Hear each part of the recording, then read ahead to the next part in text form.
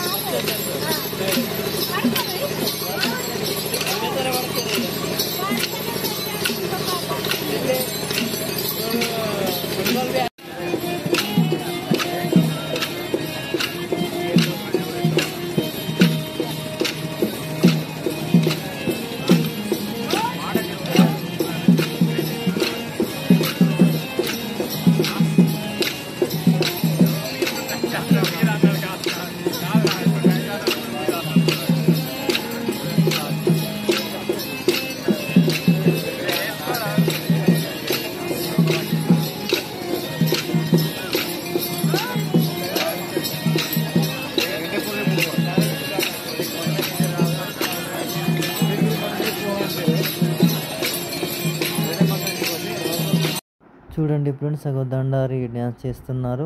నేను ఇక అక్కడ ప్రోగ్రాంలో పాల్గొన్నా ఫ్రెండ్స్. అంటే నేను కూడా మధ్యలో కనిపించాలి కదా, మరి అన్ని వీడియోస్లో ఓన్లీ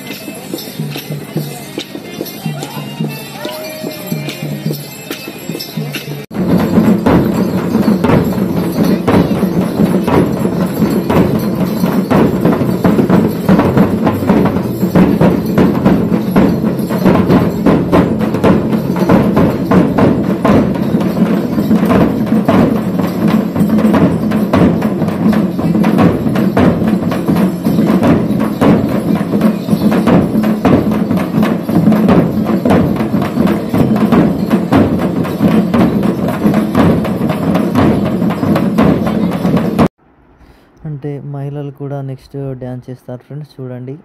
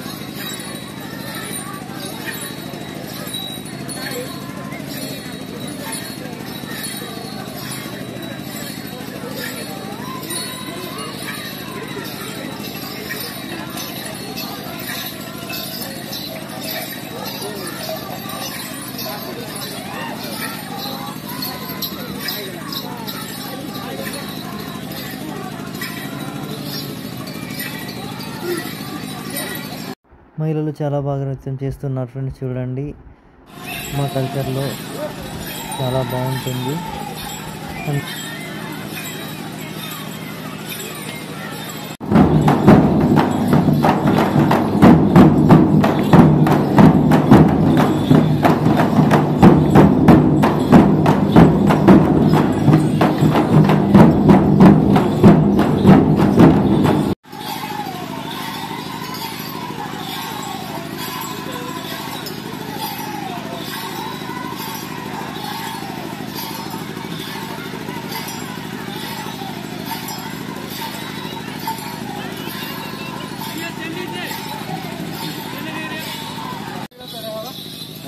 ఫ్రెండ్స్, ఈసారి అంతా చాలా నార్మల్గా ఉంది. పోయిన ఇయర్ చాలా మంది ఎక్కువ వచ్చారు, కానీ ఈ ఇయర్ రాలేదు.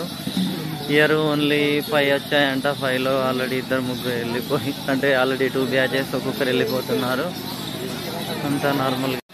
ఫ్రెండ్స్, ఆదివాసులు అంటే ఆచారాలు అంటేనే ఆదివాసులు. ఆదివాసులు అంటేనే ప్రత్యేకమైన సంప్రదాయాలు, ఆచారాలు ఉంటాయి. సో ఆచారాలు, సంప్రదాయాల వల్లనే ఆదివాసులకు ఒక సపరేట్ గుర్తింపు అనేది వచ్చింది. సో ఈ ఆచారాలు ఎప్పటికీ ఉండాలని నేను కోరుకుంటా. ఒక ఆదివాసిగా నేను గర్వపడతా. ఆదివాసి అంటేనే అది ఒక ప్రౌడ్ ఫీలింగ్. ఎందుకంటే మనకున్నంత సంప్రదాయాలు ఎవరికి ఉండవు. ఆ సంప్రదాయాల కోసం ఏమైనా చేస్తారు, ఎంతవరకైనా వెళ్తారు. సో ఆ సంప్రదాయాలే మనకు గుర్తింపు.